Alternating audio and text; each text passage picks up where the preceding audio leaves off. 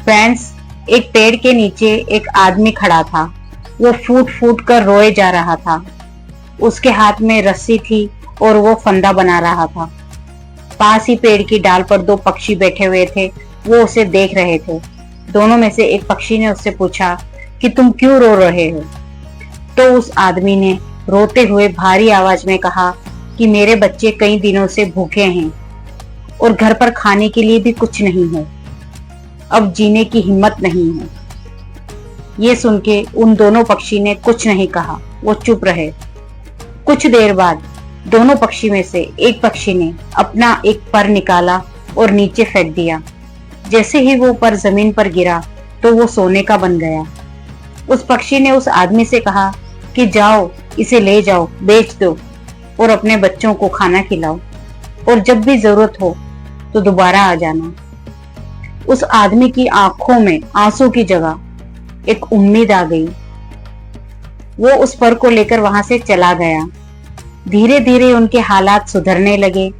उसे जब भी जरूरत होती तो वो जंगल चला जाता और पक्षी उसे अपना एक पर निकाल कर दे देता। इस तरह उनका जीवन चलने लगा। फिर एक दिन उसकी पत्नी ने उस आदमी से कहा कि कब तक हम एक एक पर से काम चलाएंगे? तुम एक पक्षी को मार दो तो उसके सारे पर हमारे हो जाएंगे और हम हमेशा अमीर बने रहेंगे। उस आदमी के मन में भी लालच आ गया। उसका मन जो है डगमगा गया। वो अगले दिन सुबह तीर कमान लेकर जंगल पहुंचा। तो पक्षी ने हमेशा की तरह उसे अपना एक पर निकाल कर देना चाहा। इतने में ही उस आदमी ने उस पर तीर चला दिया। पक्षी घायल होकर तड़पते हुए नीचे गिर गया। वो दौड़ते हुए उसके पर लेने के लिए गया। उसने हाथ में लिए पर देखा तो वो कोई सोने के नहीं थे, वो साधारण थे। पास ही में जो दूसरा पक्षी बैठा हुआ था डाल पर, वो जोर से बोला कि हे इंसान, हमने तुम्हें मौत से बचाया, तुम्हारे बच्चों का पेट भरा और उसका बदला तुमने लालच से दिया। फ्रेंड्स, अगर कोई भी जितना उसके पास है उसमें खुश नहीं रहता है ना, तो जो उसके पास होता है ना वो उसे भी खो देता है। लालच इंसान का सबसे बड़ा दुश्मन है, इसीलिए लालच से हमेशा बचें।